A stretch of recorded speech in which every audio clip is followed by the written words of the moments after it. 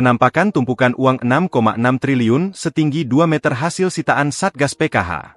Kejaksaan Agung, Kejagung, memamerkan tumpukan uang tunai senilai 6.625.294.190.469,74 atau 6,6 triliun yang merupakan hasil sitaan perkara korupsi. Penyitaan dilakukan Satuan Tugas Penertiban Kawasan Hutan, Satgas PKH. Ketua Satgas PKH saat ini adalah Febrie Adriansyah yang menjabat sebagai Jaksa Agung Muda Tindak Pidana Khusus, Jampitsus, Kejaksaan Agung.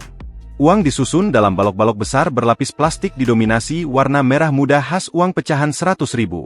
Di bagian tengah tumpukan, terlihat sebuah papan informasi berbingkai emas yang mencantumkan nominal sitaan sebesar 6.625.294.190.469,74.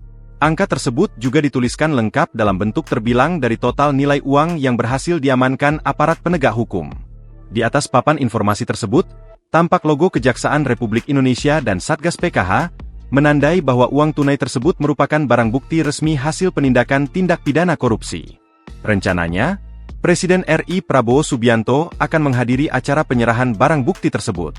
Dari rilis Kejagung RI, Satgas PKH juga melakukan penyerahan 4 juta hektar penguasaan kembali kawasan hutan, hasil penertiban kawasan hutan konservasi, hasil penguasaan kembali tahap 5 dan hasil penagihan denda administratif Satgas PKH. Download Tribun X sekarang, menghadirkan lokal menjadi Indonesia.